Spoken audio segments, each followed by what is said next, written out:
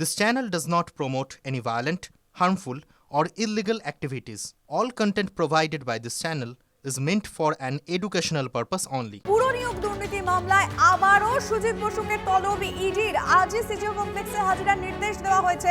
Detail জানাবেন আমাদের প্রতিনিধি সুজয় পাল। সুজয়, দেখো, এখানে দ্বিতীয়বার তলব করা হলো সুজিত বসুকে। এর আগে 6 এপ্রিল তাকে তলব করা হয়েছিল, কিন্তু সেদিন তিনি মনোনয়নের কাজে ব্যস্ত থাকার সময় চেয়েছিলেন তদন্তকারীদের কাছে।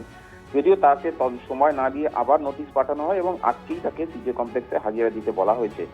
এখন দেখার সুজিত বসু হাজিরা দেন কিনা। একই সঙ্গে রথীন ঘোষ, রাজ্যের মন্ত্রী, তাকেও তলব করা হয়েছিল। গতকাল তার হাজিরার কথা ছিল সিজে কমপ্লেক্সে।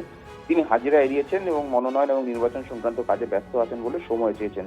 তদন্তকারীরা তাকেও সময় দেবেন কিনা, নাকি ফের নোটিশ পাঠানো হবে, সেই বিষয়ে ভাবনা চিন্তা করছে বলে তাদের দাবি যে তাদের কাছে বেশ কিছু নতুন তথ্য প্রমাণ এসছে, তার ভিত্তিতেই দুজনকে জিজ্ঞাসাবাদ করা প্রয়োজন। যদিও তৃণমূলের বক্তব্য যে দীর্ঘদিন আগে এই মামলায় তল্লাশি হয়েছে, ঠিক নির্বাচনের আগে দুই প্রার্থীকে তলব করা মূলত রাজনৈতিক। একেবারে সুজা, তুমি একটু সঙ্গে থাকো। তুমি যে দুই প্রার্থীর কথা অর্থাৎ বলছিলে, তুমি একটু সঙ্গে থাকো। আমরা এই বিষয়টাও জানিয়ে রাখতে চাইবো। আরো একটা বড় খবরের দিক, দেবাশিস কুমারকেও আবারও তলব করা হয়েছে এবং তলবের তোড়জোড় ইডির। এখন অব্দি তলব করা হয়নি, তোড়জোড় বলা যায়। রাসবিহারী টিএমসি প্রার্থীকে ফের ডাকতে পারে ইডি। সুজা, এই বিষয়টা কি কি জানা যাচ্ছে? দেখো, জমি দখল করে প্রমোটিং সংক্রান্ত একটা মামলায় দেবাশিস কুমারকে এর আগে তলব করেছিলেন তদন্তকারীরা। এক দফা জিজ্ঞাসাবাদ হয়েছে, তার কাছ থেকে বেশ কিছু নথি চাওয়া হয়েছিল, তার সম্পত্তি, ব্যাংক অ্যাকাউন্ট সংক্রান্ত। সেই নথিও তিনি জমা দিয়েছেন। তার ভিত্তিতেই তাকে গতকাল তলব করা হয়েছিল সিজে কমপ্লেক্সে, কিন্তু তিনি হাজিরা দেননি। কেন তিনি হাজিরা দিতে পারছেন না, সে ব্যাপারেও কোনো উত্তর তদন্তকারীদের কাছে বা সিজে কমপ্লেক্সে পৌঁছে দেননি।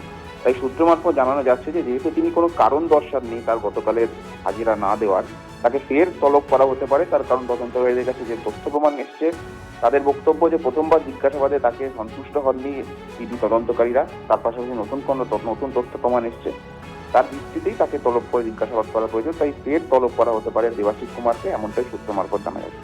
ধন্যবাদ সুজা।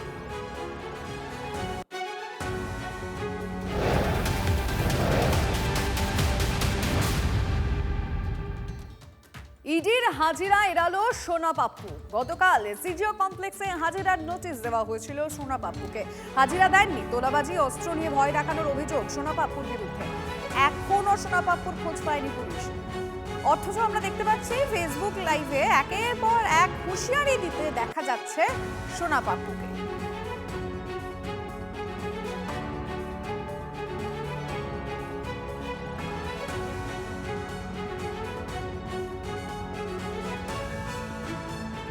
আরো একবার আপনাদের জানিয়ে রাখতে চাইবো, সোনা পাপ্পুকে ইডির হাজিরা এড়িয়েছে সে। গতকাল সিজিও কমপ্লেক্সে হাজিরার নোটিশ দেওয়া হয়েছিল তাকে, কিন্তু সোনা পাপ্পু যায়নি, হাজিরা দেননি।